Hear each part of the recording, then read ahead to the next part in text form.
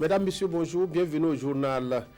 L'Institut supérieur de technologie a ouvert ses portes hier à Koudougou pour former les jeunes burkinabés en entrepreneuriat et en informatique concentrée sur la conception et la programmation de logiciels. Un accord pour sauver la face. Les 200 pays participant à la COP24 se sont mis d'accord sur les règles d'application de l'accord de Paris, très loin de nouveaux engagements en faveur de la lutte contre le réchauffement climatique. L'invité du journal est le président du Conseil national des organisations de la société civile, Jonas Yen, conseil qui organise à partir de mardi une conférence nationale sur la redevabilité sociale et la bonne gouvernance. Bonjour, monsieur Yen. Et merci d'être venu ce midi sur notre plateau à notre invitation. Merci. Les militants du Mouvement du Peuple pour le Progrès, MPP, fête le 3e anniversaire de la session au pouvoir de Roch-Marc Christian Kaboré. Ceux de l'arrondissement 7 de Ouagadougou ont organisé hier une rencontre pour mettre en exergue les réalisations de 36 mois du pouvoir du MPP. Les militants du parti ont réaffirmé leur soutien au programme de gouvernance du président Kaboré. Reportage Césaire Carrefour, Ismaël Diloma, Sirima. Habillés dans des tenues à l'effigie du président Kaboré, les militants MPP de l'arrondissement 7 de Ouagadougou lui réaffirment leur soutien. Ils se disent satisfaits des 3 années d'exercice du pouvoir d'État de leurs favoris. En 36 mois, ils estiment qu'il a fait plus que les 10 années avant sa prise de pouvoir. Les statistiques montrent que le nombre d'écoles construites en 3 ans, malgré les contraintes, le nombre de forages réalisés en 3 ans, malgré les contraintes, le nombre de CSPS construits, le linéaire de routes bitumées, de pistes rurales réalisées dépasse très largement ce qui a été fait en plus de 10 ans de gouvernance du CDP. Et Éric Bougouma d'ajouter que d'autres chantiers vont démarrer les semaines à venir dans les domaines des infrastructures, de l'éducation et de la santé. Des annonces qui font place à des expressions de satisfaction. Roch-Marc Christian Kaboré est un homme d'engagement, c'est un homme qui respecte ses engagements, c'est un homme, il dit ce qu'il va faire, il va le faire et ce qu'il est en train de faire. Et donc nous disons vraiment que le bilan est positif. Et rien qu'avant-hier, vous avez vu le rapport de la Banque mondiale, sur 38 pays, le Burkina Faso est classé 6e sur la bonne gouvernance. Et selon eux, le principal frein actuellement à l'essor économique et social du Burkina est le terrorisme sous sa forme non classique.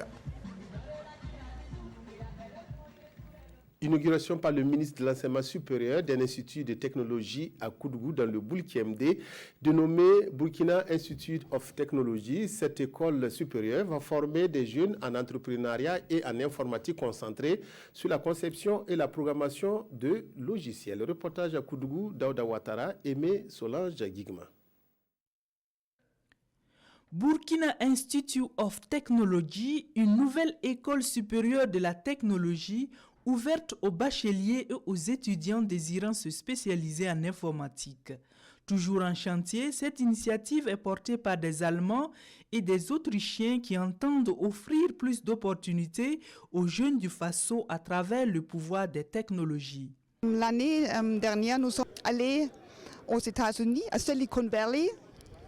Et j'ai vu tous les petits start-ups et entreprises. J'ai dit à ma famille et à Désiré, nous voulons construire aussi une université parce que je crois que pour un pays comme Burkina, avec beaucoup de jeunes gens, c'est très important d'avoir la connaissance dans les IT.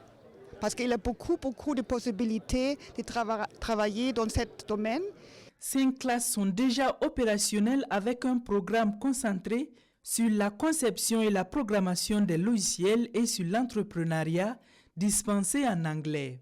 Pour le ministre en charge de l'enseignement supérieur, ce projet vient combler un vide dans le secteur de l'enseignement supérieur au Burkina. C'est un concept international qui est en train de se créer ici, avec toute la modestie, mais avec la grandeur de vision qui va nous permettre d'avoir ici à Koudougou une université au standard, avec un standard international, puisqu'ils sont en collaboration avec l'Allemagne, l'Autriche, mais aussi avec les États-Unis. L'économie nationale va être servie avec des compétences qui ne sont pas encore disponibles. Là, c'est d'abord l'informatique qui sont en train de mettre en œuvre, mais le défi, comme on a dit tout de suite, c'est d'aller aussi vers le génie électrique, d'aller vers le génie mécanique, pourquoi pas le génie minier.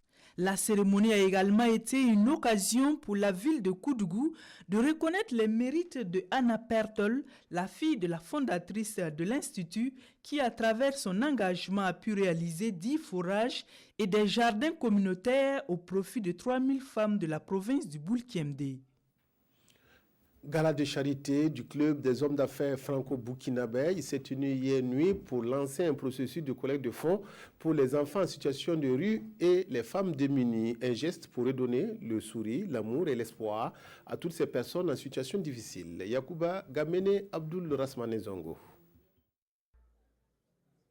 Compassion, réconfort, générosité, bref, la charité tout court, voilà l'opportunité qui réunit ici à Ouagadougou un monde très aisé, c'est vrai, le club des hommes d'affaires franco-burkinabè, et dont une partie de l'aisance ou de la fortune est prélevée, retenue pour être redistribuée à un autre monde moins aisé, c'est aussi vrai, les enfants en situation de rue et les femmes vivant dans la précarité.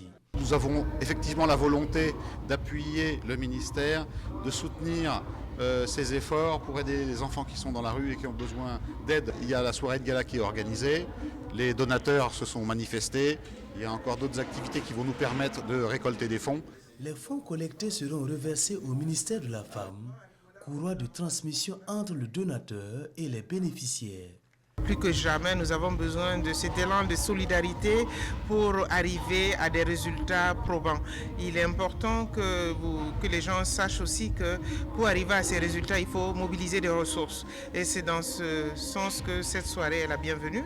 Les structures également, œuvrant dans le domaine de la lutte contre la précarité, ne sont pas en reste, notamment l'association Raman et Spécial Olympique. Elles ont reçu toutes deux chacune un chèque d'1 million de francs CFA.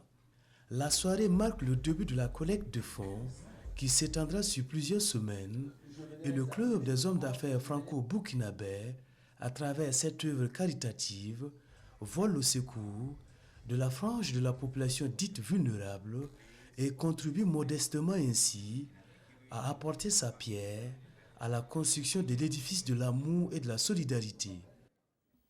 Venons-en maintenant à notre invité, Jonas Yen, président du Conseil national des organisations de la société civile, qui organise mardi, mercredi et jeudi à Ouagadougou une conférence nationale sur la redevabilité sociale et la bonne gouvernance. Bonjour, Monsieur le Président. Bonjour. Alors, d'où vient cette mobilisation autour de cette notion de redevabilité sociale que, d'ailleurs, le dictionnaire ne reconnaît pas? Il faut dire que ce ne sont pas des concepts nouveaux. Depuis les années 90, avec la démocratisation dans nos pays d'Afrique francophone, ce sont des principes de gouvernance qui ont été mis en avant et qui ont fait leur chemin, qui ont également leurs acquis et leurs insuffisances. Nous avons voulu cette rencontre sous forme de conférence nationale comme cadre de rencontre et de réflexion entre le gouvernement et la société civile pour approfondir la réflexion et les connaissances ainsi que partager les expériences sur ces principes de gouvernance-là afin d'aller maintenant vers la pratique. Parce que ça fait longtemps qu'on en parle, mais quand on doit faire le bilan, on doit reconnaître que jusque-là, il y a encore des insuffisances. Alors la pratique, c'est quoi concrètement? Les gouvernants, les organisations de la société civile, l'agent public, qu'est-ce qu'on doit faire pour que ça soit, cette redevabilité sociale-là soit vraiment mise en œuvre? Nous voudrions qu'on arrive à un consensus que ça doit devenir un réflexe. Que ce ne soit pas des choses que le citoyen soit obligé de réclamer chaque jour. Et que l'agent public, le dirigeant, au niveau national, au niveau local, autant que le citoyen, partout où nous sommes, chacun sache quel est son rôle et sa responsabilité dans la gestion des affaires publiques. Parce qu'il n'y a pas que le gouvernement seulement, c'est chacun de nous également. Donc nous voulons qu'à la fin, chacun se convainque que la question de la redevabilité ou de la bonne gouvernance, ça doit être un réflexe. Alors, M. Yen, est-ce que tous les acteurs jouent franc jeu, à votre avis? On ne peut pas dire que tous les acteurs jouent franc jeu. C'est pourquoi d'ailleurs il faut approfondir et continuer la réflexion. Si tous les acteurs jouaient franc jeu, je pense qu'on serait à un niveau de redevabilité et de bonne gouvernance beaucoup plus satisfaisant. Et si encore on s'arrête pour en parler, ça veut dire qu'il y a encore des insuffisances importantes. Alors, la conférence nationale sur la redevabilité sociale et la bonne gouvernance se tient à partir de mardi. Son thème est « Rôle de la redevabilité sociale dans la promotion de la bonne gouvernance et l'amélioration de la qualité du service public ». Qu'est-ce que vous attendez de cette rencontre qui s'ouvre mardi? D'abord, je dois dire que c'est une rencontre qui tombe au bon moment, avec le message livré par le chef de l'État à l'occasion du 51e anniversaire de notre indépendance, qui engage le gouvernement et la société civile à aller vers une bonne gouvernance et une redevabilité. Alors donc, ça voudrait dire que gouvernants, citoyens, acteurs de développement doivent se dire maintenant, au plus haut niveau, il y a un engagement fort. Alors, cela voudrait dire qu'au sortir de cette conférence, nous devons être à mesure de dire que dans l'administration publique, on doit faire en sorte que le citoyen soit satisfait de la prestation des services publics et qu'on ne continue pas à voir dans les réseaux sociaux que dans tel service, ça ne va pas, dans quelle structure étatique, ça ne va pas, que ce soit au niveau national qu'au niveau local, et que chacun puisse jouer franc jeu, comme vous l'avez dit tantôt, pour que le rendre compte aux citoyens de la gestion des affaires publiques, gouverner bien, qui est la bonne gouvernance, si vous voulez, puisse être vraiment une réalité au Burkina. Alors, le message du président du Faso, Roch-Marc Christian Kaboré, disait que chacun devrait jouer sa responsabilité. Alors, la société civile, les dirigeants, et puis, j'allais dire, le service public, tout le monde devrait jouer sa partition. Alors, quelle est la partition des OSC? Oui, il faut dire que c'est ça le maillon faible au Burkina Faso. Parce que chacun veut que ça change de l'autre côté, mais à son niveau, il ne veut pas que ça change. Or, si on doit procéder comme ça, ça ne marchera jamais. Il faut que la société civile que nous sommes, par exemple, pour ce qui nous concerne, nous puissions rester dans notre rôle de suivi citoyen de l'action publique, d'interpellation des pouvoirs publics, de contribution au développement, de formulation de propositions pertinentes aussi pour mettre en œuvre les orientations publiques. Et que la question de la redevabilité et la bonne gouvernance aussi ne soit pas vue comme ce qui peut être exigé au gouvernement, mais que ça se pratique également au sein des organisations de la société civile, parce que nous recevons des ressources provenant des partenaires et parfois même des fonds publics. Donc ça ne s'applique pas uniquement qu'au gouvernement, mais aussi au niveau des organisations de la société civile. Il faut que nous acceptions également comprendre que ça s'applique aussi à nous. Alors 3 jours pour faire le tour de la question. Quels sont ceux qui sont invités à participer aux discussions, à débattre donc de cette redevabilité sociale et de bonne gouvernance? Comme j'ai dit, c'est d'abord une rencontre entre le gouvernement et la société civile. C'est pourquoi d'ailleurs c'est placé sous la présidence du chef du gouvernement, le Premier ministre. Et d'autres acteurs viendront nous accompagner. Il y aura quelques membres du gouvernement, les organisations de la société civile qui vont venir de 13 régions du pays. Il y a le secteur privé, il y a les partenaires techniques et financiers, il y a des personnes des ressources, il y a quelques gouverneurs qui vont venir parce que nous avons mené certaines activités dans les régions. Alors, M. Jonaïs, pour conclure cet entretien, qu'est-ce que vous attendez globalement de la rencontre de mardi prochain? Globalement, à la fin, on s'attend à un consensus national qui doit se traduire par un communiqué qui engage tous les acteurs, tous les différents acteurs de développement, qui dit maintenant, faisons avancer la redevabilité au Burkina, faisons avancer la bonne gouvernance au Burkina Faso et acceptons que ça s'applique à chacun de nous, pas aux ministres, pas aux députés, pas aux gouverneurs, mais aussi aux organisations de la société civile, aux citoyens, à l'agent public de l'État, aux journalistes. Et peut-être même aux travailleurs du privé. Du privé aussi. Voilà. Bien sûr, c'est pourquoi le secteur privé vient.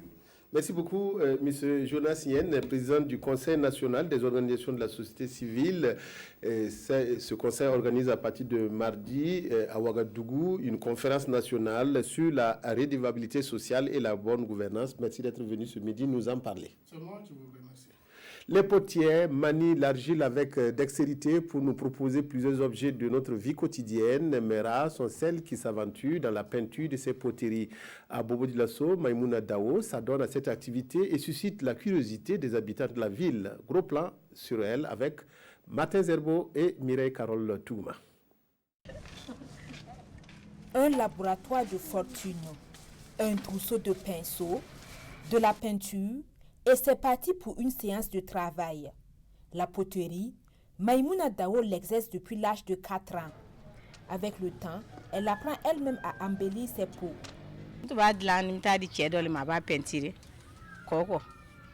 Avant, j'envoyais mes peaux chez un monsieur à Koko qui mettait la peinture pour moi. Entre-temps, il a commencé à augmenter le coût de la prestation de façon démesurée. Alors, j'ai décidé de peindre moi-même.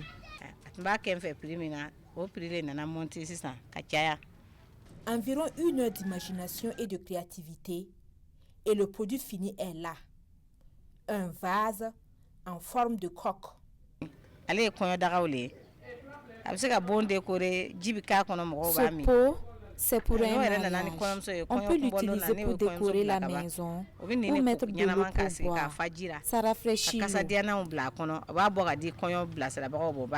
Cet exercice, cette potière le fait sous l'œil admiratif des enfants, des passants et de ses connaissances qui ne tarissent pas d'éloges.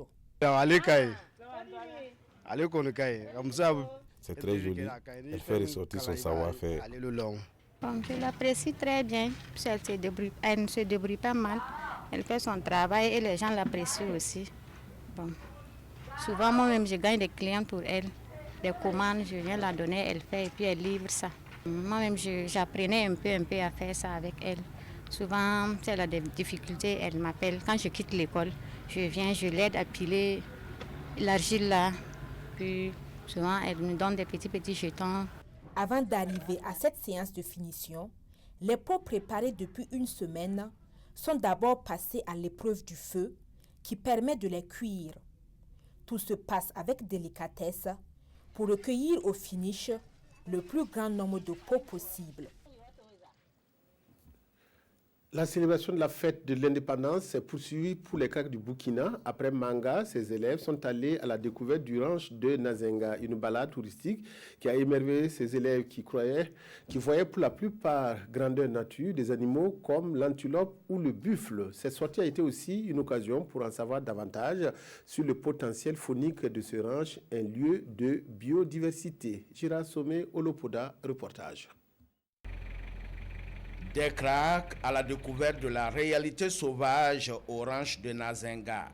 Considérés comme des champions de leur époque et dans leur domaine, ces élèves prennent connaissance d'un laboratoire à ciel ouvert.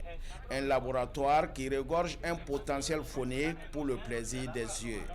Des babouins, des coupes de façade, des vervets ou singes verts, bref, la liste est longue. Une diversité phonique qui permet à ses élèves de joindre la théorie à la pratique. On confondait les biches et les antilopes.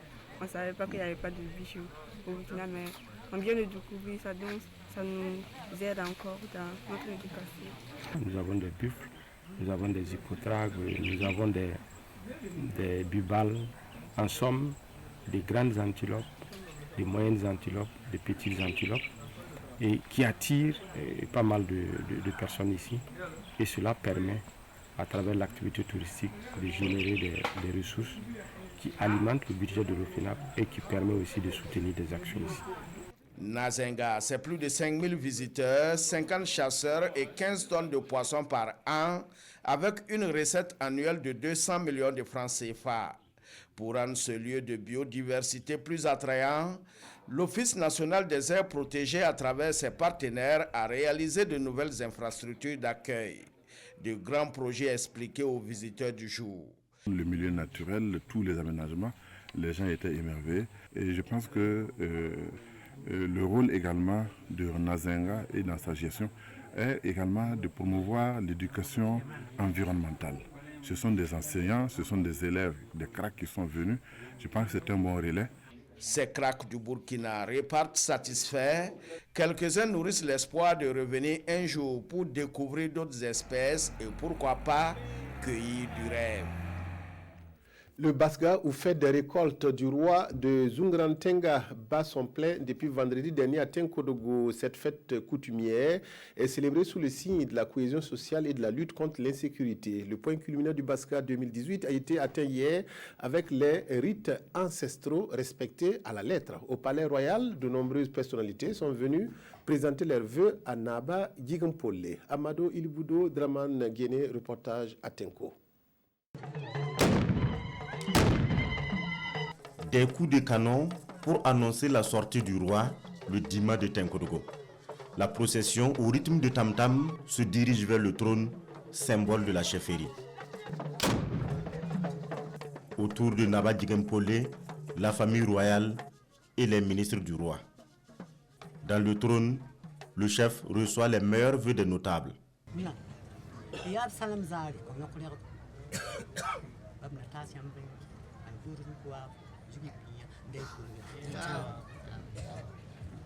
Rituel qui consacre l'autorisation des ancêtres de consommer les nouvelles récoltes, c'est le Basga. Salutations et honneurs rendus, le roi se retire.